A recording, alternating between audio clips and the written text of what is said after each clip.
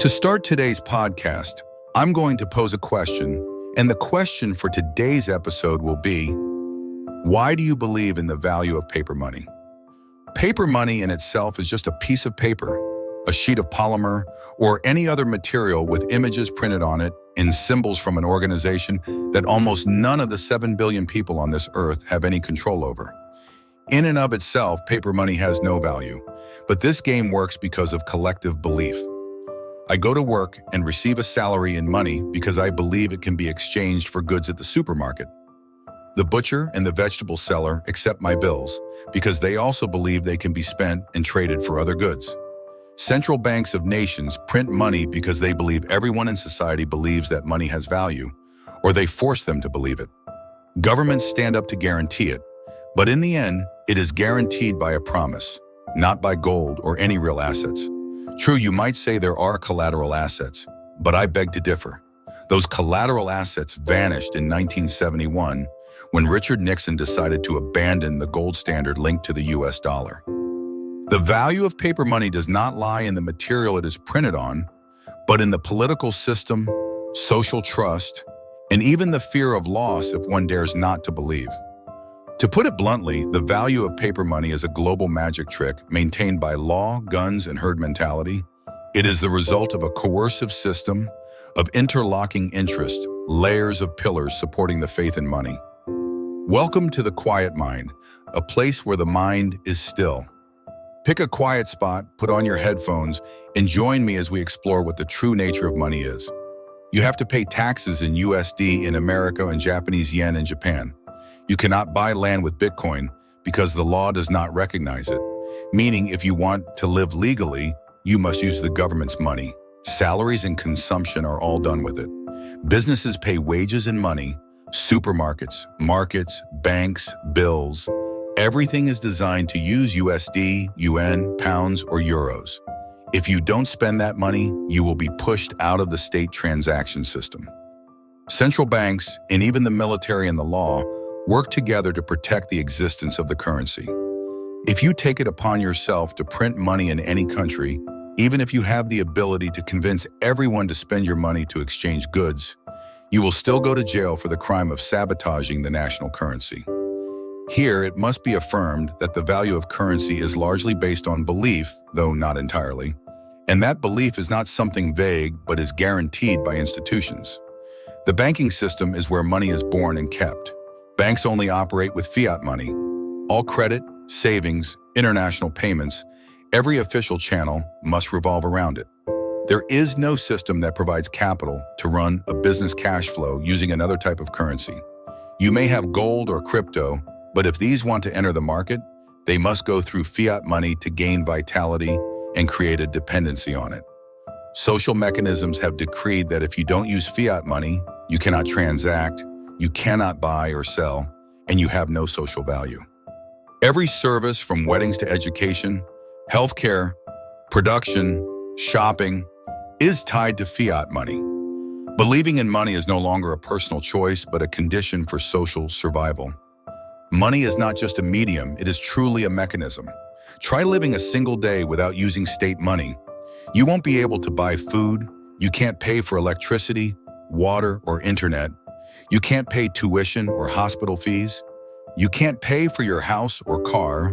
You can't board a plane, you can't book a room, and you can't do anything at all.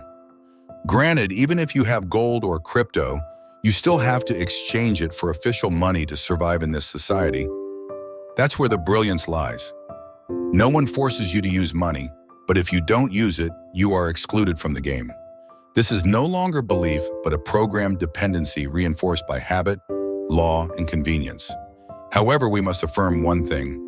Fiat money was also created to maintain the economic and social stability of a country. Without fiat money, the country would collapse and society would fall apart. Why? Because if a society traded freely with many different types of assets, economic cohesion would vanish. Today I receive my salary in USD, but if the supermarket owner hates me or hates America, they refuse to accept USD and I am done for. Or if I have Bitcoin or crypto and take it to the market to buy vegetables, the vegetable lady has no idea what the heck crypto is and won't sell to me.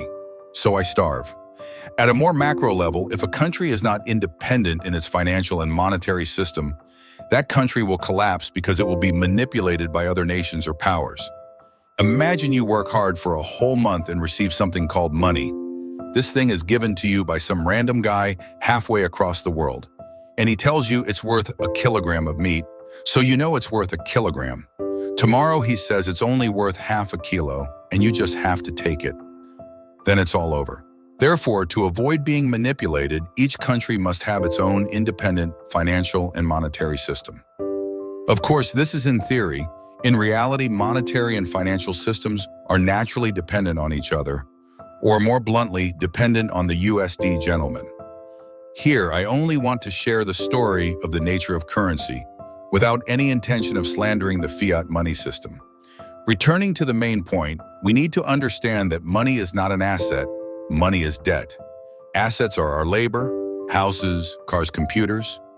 Money is used for the holder to record a debt, and when we spend money, we are exchanging debts with each other.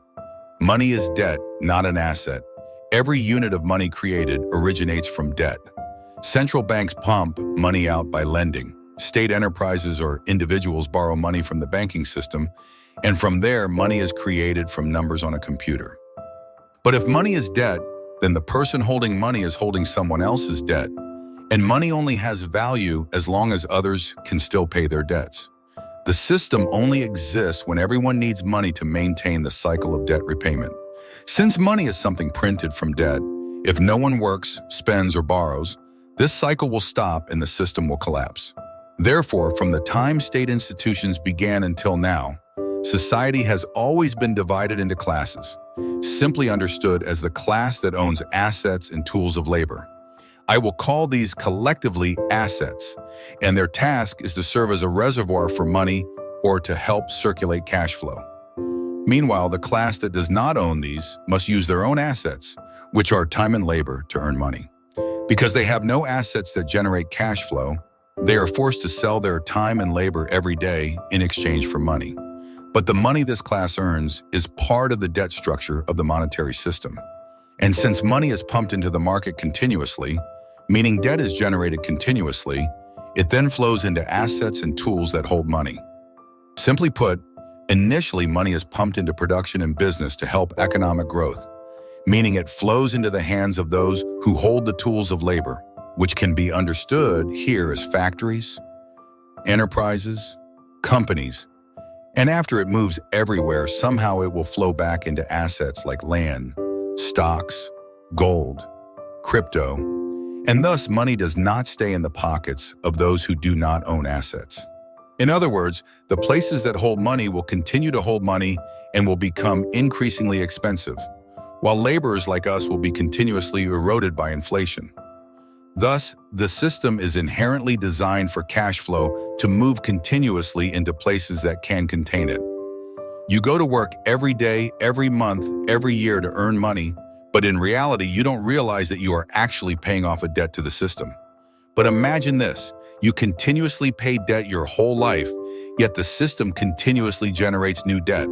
So when will you ever finish paying it off?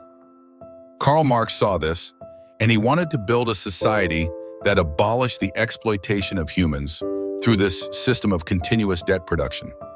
That would be a society where tools of labor plus labor power are divided equally among all, rather than a cash flow mechanism designed to endlessly record debt against the working class. Many people who do not deeply understand the fundamentals of philosophy and economics will mock or even revile socialism, considering it absurd, hollow, or utopian. But they do not know that the fundamental nature of socialism is to fight against that system of endless debt production. We need to understand and separate the goal from the method. It is clear that the goal of socialism is not only beautiful, but actually quite superior. It is even more noble than many goals of revolutions to liberate oppressed classes like peasants and workers, or national liberation. It would change the nature of the entire society and the whole world. However, the truth is that no perfect method has yet been found to reach socialism. Many countries have tried, but all had loopholes and flaws. On this matter, I am not capable enough to give a definitive judgment. I will explain this story more deeply in another podcast episode. For now, let's return to our main story today. The nature of money. Money is actually a shackle, yet it looks like a reward. Only assets are real. Money is actually an illusion. The middle class are actually the ones bearing the burden of the system. They are responsible for holding wealth and assets temporarily for the system until the debts tighten around them. They earn more money than the working class, but they carry more debt. They are the professionals, the high-level office workers, the small business owners. They can access investments in land, houses, cars, consumer loans, or stocks.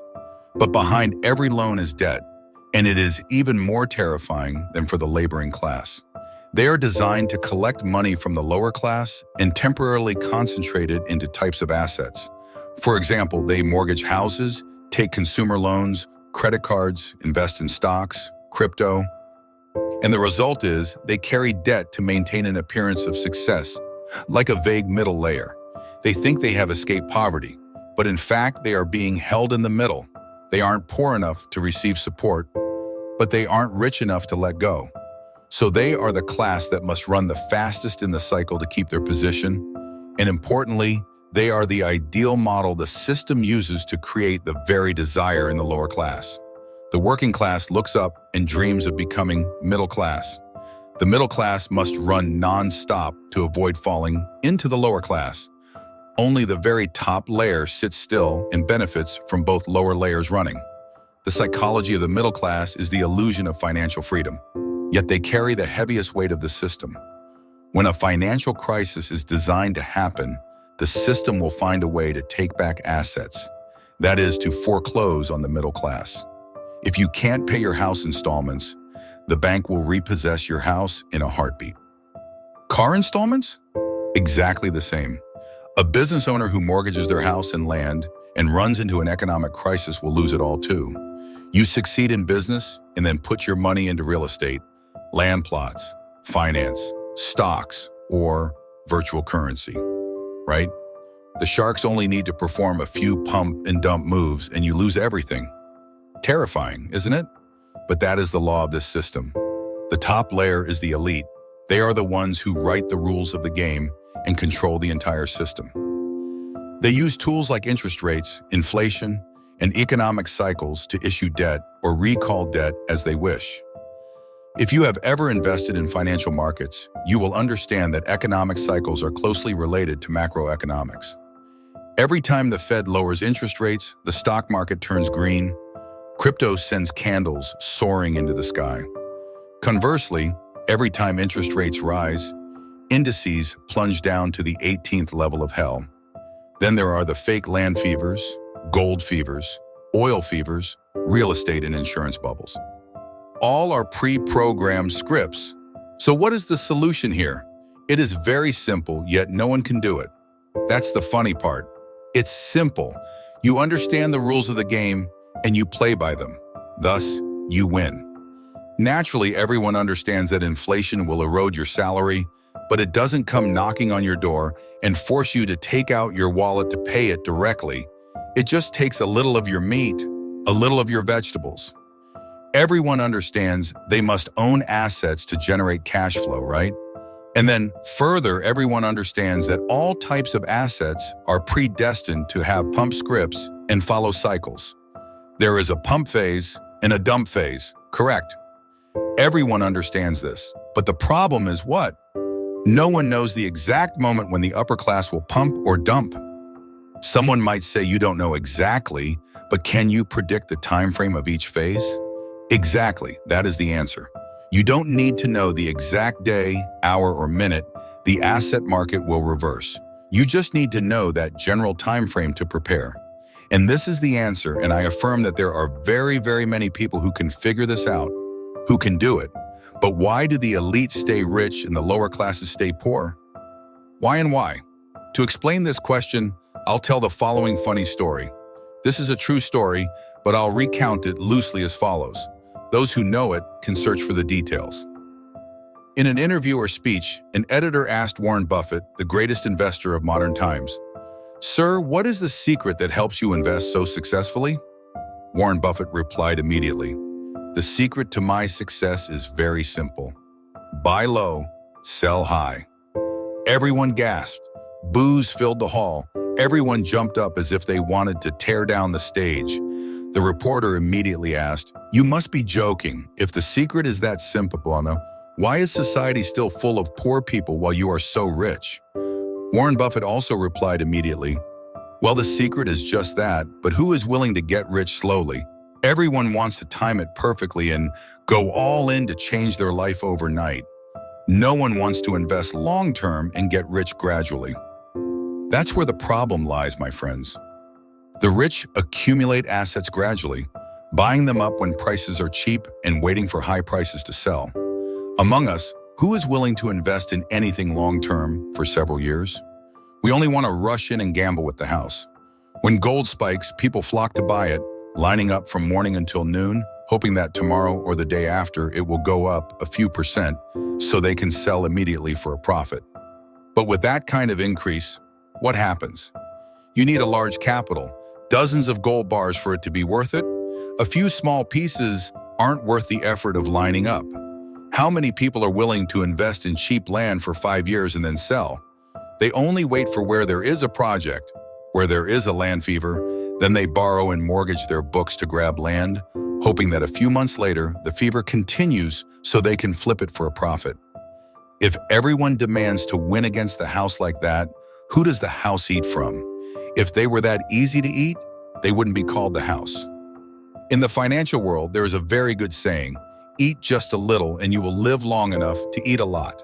What kills us is the greed of each individual, rather than a lack of knowledge sometimes.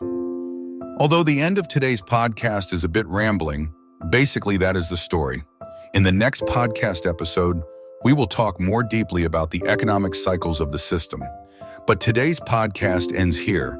I hope my way of conveying this was easy to understand and interesting. If it was a wow for you, please give me a like and a subscribe. For now, goodbye and see you again.